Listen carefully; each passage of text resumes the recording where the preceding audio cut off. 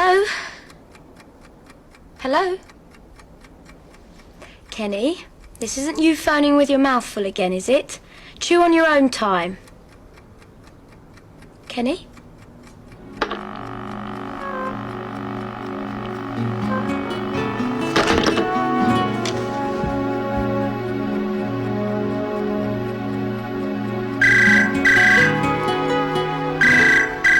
Hello, Junior Gazette. Hi, Sam. How's Scotland? What?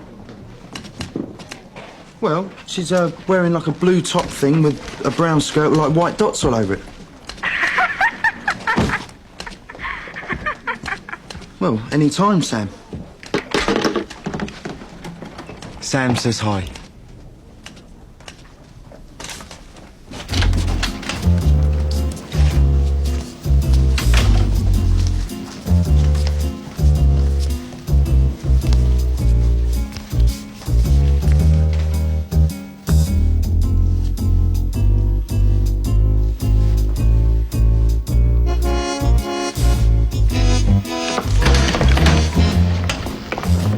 One of those days when you wake up in the morning and gotta go straight back to sleep from the effort. It was one of those days when you turn up at the newsroom after a week and a half of being in the hospital and hope people will notice you're wearing a silly hat. He's wearing a silly hat. I got lucky. The newsroom was pretty much like I remembered it. A bunch of mean-eyed guys who looked like they knew how to use a typewriter, and a bunch of cool-looking broads who looked like they knew how to use a guy. And everywhere, the faint smell of a dirty raincoat. You know, I can't figure it, but that smells everywhere I go. The chicks were looking good. The blondes, the brunettes. Of course the brunettes, they could have been redheads. They didn't make this kind of movie in color. It had been a hard day. I've been following this guy all across town. I lost him when he heard me talking to myself. You know, any more days this bad, and I'm gonna have to go back to doing voiceovers for other detectives. They let you go home? She was a cool broad, but she had a warmer side. Unfortunately, this was it. I can't imagine any hospital regarding this as finished work. Are you kidding? I got a fan letter from my surgeon. There were people lining up at the operating room for my kidneys. So, you're back. Yeah, I'm back. I would have baked a cake, but I didn't. Yeah, I figured that was the reason. Well, yeah. so, Yeah, me too. later? Absolutely. Okay, everyone, the cabaret's over. Back to work. Hi, Franz. Billy. Jeff. We'd like a word, Spike. What, just the one? Guys, I got so many. About Linda and what's been happening while you were away. And about what you're going to do about it now you're back. Look, can we all still remember that Linda is still the boss around here and also a personal friend of mine? Are you guys hearing the man?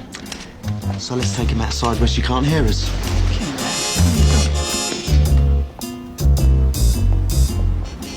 What are you thinking about? Oh, I was wondering why you don't reorganize the work rosters back. You know, so the guys doing on-street reporting have fixed working hours instead of open-ended shifts. It's unfair in comparison to the fixed working times of the writing team. Well, at least it wasn't another woman. So what do you think? You're bringing me in on this? Well, sure, yeah. Well, I think it's an amazing idea. Yeah? That you would suddenly take such an interest in office organisation. Well, it's kind of a newfound maturity. You're so good for me, Linda. Have I got this right, Spike? Well, so far it's good. Some of the guys at the office pull you outside into the corridor. Then they tell you that since you've been away, I've rearranged all the work schedules. And they want you to use your, how shall I put it, influence with me to get me to shift it all back. Is that about right, Spike, darling? I don't know, I got confused after you kissed my nose. Come with me. Where are we going? This way. Come on. Is this going to be fun? Lots of fun. Fun when I have to take off my jacket? Maybe. And my shoes? Stand right there. Here? That's exactly right. It's not fun so far. Ready? Yeah. You're overreacting. Don't you ever do that again. Do what? Take my face away before you can put a door in it? I'm editor of the Junior Gazette. I'm also going out with you. Those are two separate facts. I know, I counted. You are not the easy route to me for every clown in the newsroom with a stupid gripe. Those clowns have got a fair point, Linda. Then why can't they find a fair way to make it? What fair point? Well, it is just as tough going out and finding the stories as it is to write them. So be as fair with the working hours. I know it's hard finding stories. Do you? Of course I do. How? What? How do you know, Linda? You never actually do it. I mean, you fly a mean desk, boss, but how often have you actually gone out and tracked down a story yourself? How often have you gone out and done all the legwork? You know, smiled on all the doorsteps? Actually tracked down the story yourself? How often have you done that, Linda? Huh?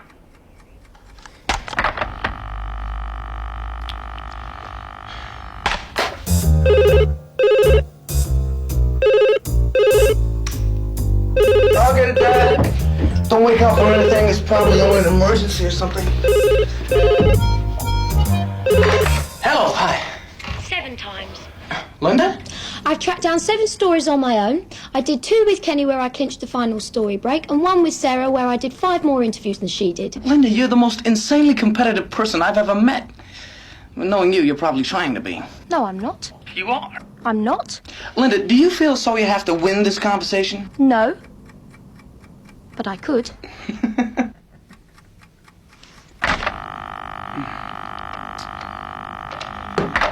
Right.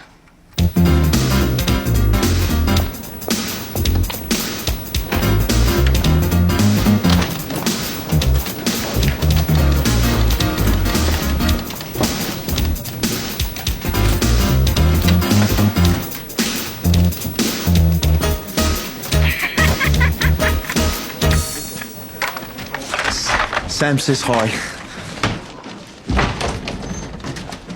Linda, I think you and I should maybe have a quick... Okay, could everyone just listen, please? Actually, could you all just hang on a moment? Linda and I gotta talk. Spike and I do not have to talk, so could you all just listen? Sorry, guys, this is just kind of a personal thing, you know? This isn't a personal thing. It's personal. Spike may be being personal, I am not being personal. She is, you know. Do we absolutely have to involve the entire newsroom in any little fight we have? I don't know, let's take a vote. Okay, everyone, I have an announcement. Now, a number of people have been complaining that I don't appreciate the problems of street reporting. In fact, it has been implied that I'm not properly capable of doing the odd spot of street reporting myself. And like any good leader, I don't believe in asking anyone to do what I'm not prepared to do. So, Kenny, you're in charge till I say you're not. Sarah, you take over as assistant editor until further notice. Kate, you help Sarah with features. I, for the moment, am going on to street reporting. Linda, I really don't think this is a good idea. If I say you're in charge, you're in charge. Yes, boss. So come on, Kenny, take over. Sit at my desk. Sarah?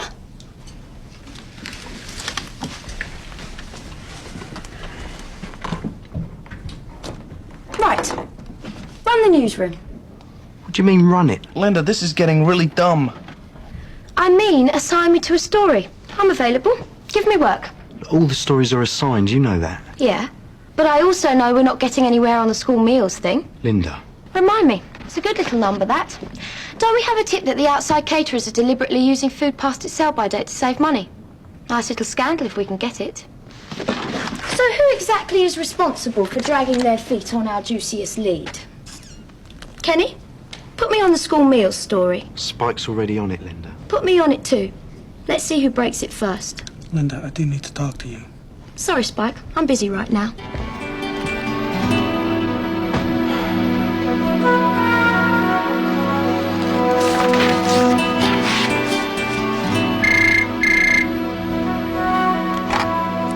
Hello?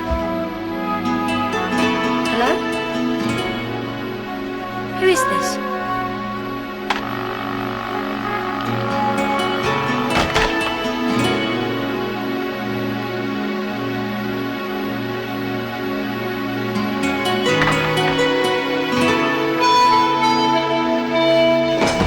Hi, guys, I'm here and I'm looking lethal and you know that I know it. So, throw your underwear and blow kisses. Hey, bring in your babies and I'll sign them.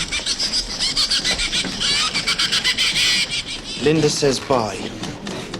Hey, don't tell me. It was someone that you beat at Scrabble when you were 7.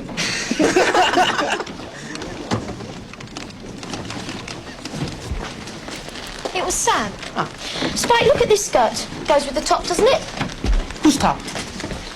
Hey, boss, remind me. We're competing, but are we still fighting? Well, I'm doing brilliantly.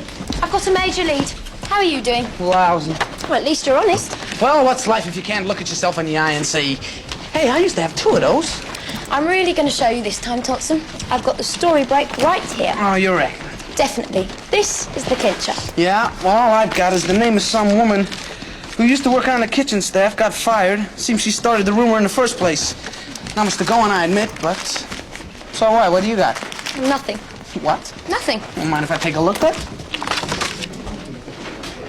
Beth Davenport, 32 Curran Drive. Oh, that's an amazing coincidence. I happen to think that's a very important piece of information. You're such a civilian, boss. Well, I'd have thought it was good if you'd found it out. I did find it out. Well, it's very good then.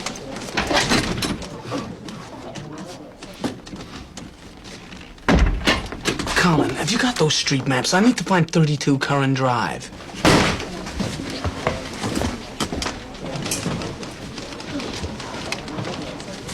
Can I use your back door? Sure, I'll put it in the book. Just pay me when you can. Yeah, well, don't do anything against your religion, Colin. We're buddies, right? So, how's your love life? This is it.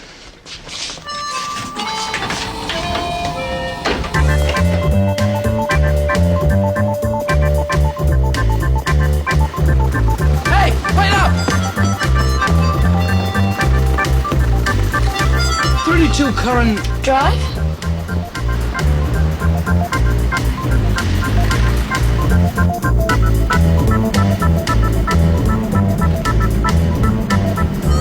You're gonna laugh. No, I'm not. Look at me when you say that. No. Your shoulders, they're shaking. No, they're not. Driver, could you check your mirror, please? I think my girlfriend's gonna laugh. Why would I be laughing? You haven't even tried to kiss me yet. That's true, I haven't. Driver, could you keep your eyes on the road?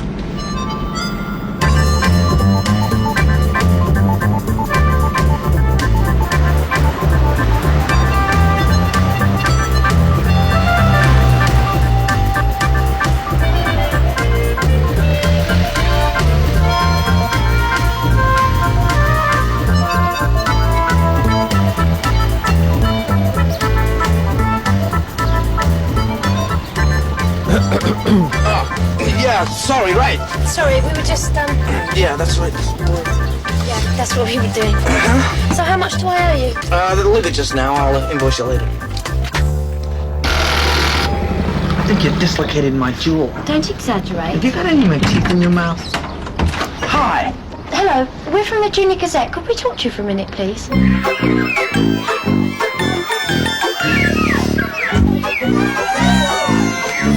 Would you like some atomic bomb cakes? Sorry, they're for Robert's party. Great, thanks. You're too kind. So you're certain the food you were supplied with was past its sell-by date? Yes, well, you see, I happened to notice something. Every time the food was past its sell-by date, there was the same signature on the blue form. N.V. Gillespie. So you think that this Gillespie guy has got something to do with it all? Not now, Jeremy. Have you met Gillespie, Mrs. Davenport? I haven't, no. And this is the strange thing. I phoned the office to speak to him once about all of this, and none of them had met him either. Yeah, but surely he works there. No, apparently he works for one of the food suppliers, and they don't even know if it's a he. It could be a man or a woman. So he or she is just the signature on a form. And it's always his or her signature when the food's past its sell-by date? That's it exactly. Mrs. Davenport, one last question. Do you feel you were sacked because of this discovery you made? No, dear. It was because I kept mixing custard in with the potatoes. So what do you think? We call it a drawer? Not while I'm still breathing. Well, this story's dead. I wouldn't trust Beth Davenport as far as I could throw a little friend, Jeremy. The competition was the first one to break the story. It just broke in half. Anyway, there's something else I want to talk about. What? What is it, Spike? I think I've got something I need to say to you. What? Is something wrong? Yeah. What? First, I think we need more coffee. I don't. I do. Spike?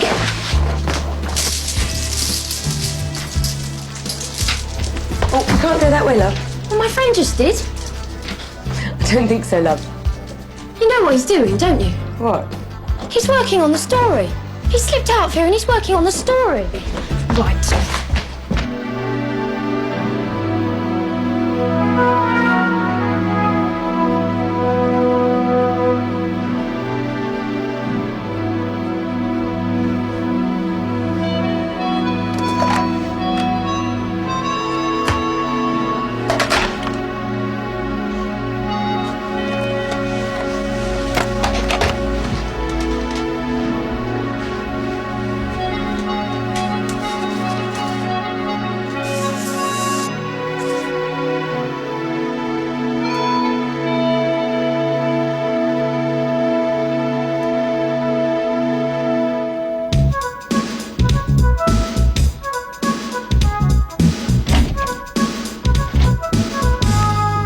Hello.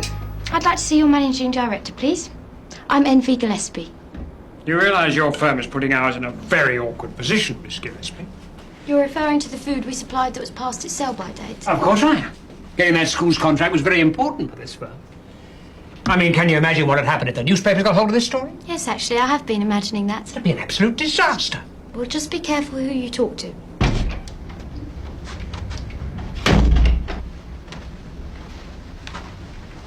Good afternoon. I need to speak to your managing director. My name's MV Gillespie. Now, Mr. Marsh, to what extent would you say that you were aware that the food was past its sell-by date? That's a very strange question. I'm just trying to get things straight. Now, tell me, did you actually... Yes, Marjorie?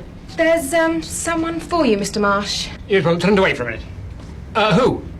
It's Envy Gillespie. Roderick, nice to meet you at last. I'm MV Gillespie. So am I.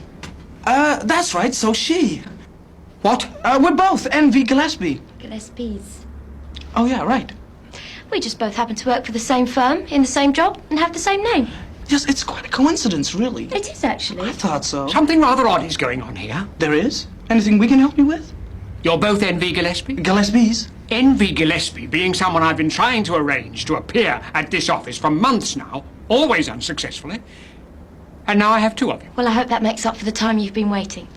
Yes, and I now recall I spoke to Envy Gillespie once on the telephone, and his voice didn't sound like either of yours. Well, actually, I think there might be another MV Gillespie at our firm. What?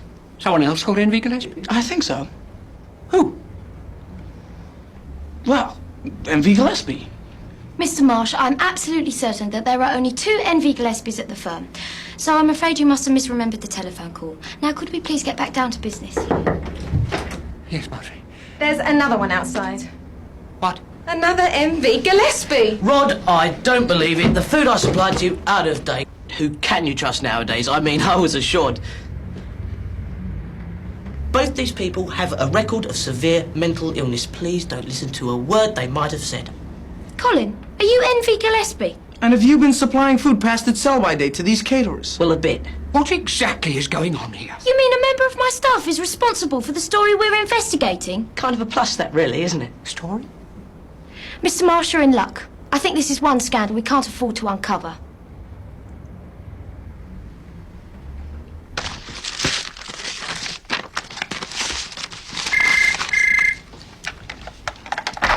Hello? Who is this? Hello? Who is this? Hi. Oh, hi, Spike.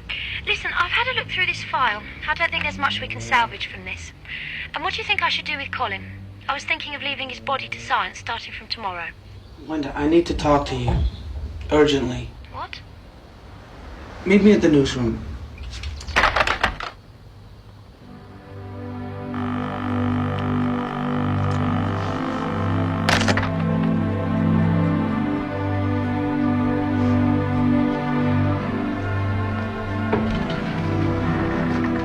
Spike?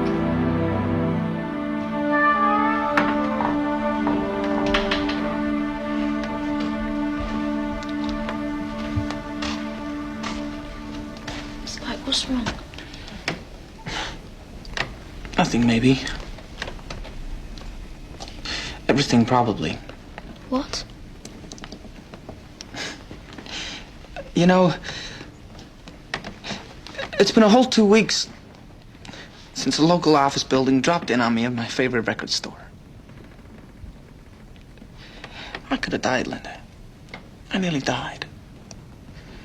And I sat there and I talked to somebody who did die. And you know, not once have you asked me about it. Not once. Spike, I didn't know this was going on in you. Why didn't you say? I shouldn't have to. But you've been your normal self, laughing, joking. Drowning. Anyway, that's not what I want to talk to you about.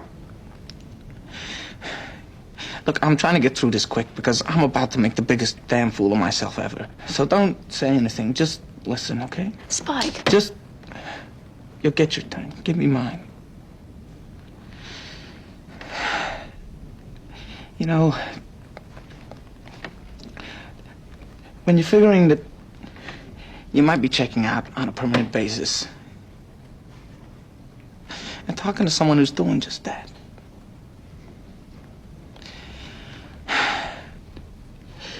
certain things become a lot clearer to you. You know, like what you're gonna miss when you're gone, what you really care about. Look, what it comes down to is this. I love you, Linda. I mean, I really love you. You know, it's the whole deal, the works, forever, everything, right? And that kind of brings me around to an obvious question. And so, because I'm trying to get through this quickly, could you give me a speedy reply? I care about you. A lot. I love you, Linda. You're very, very important to me. I love you.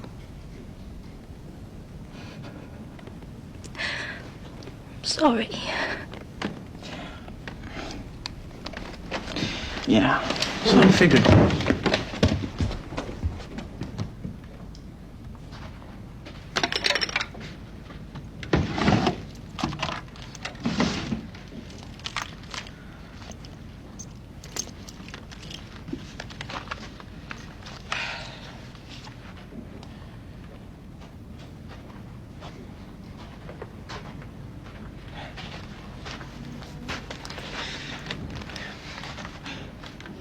Well, what do you know, boss? We're yesterday's news.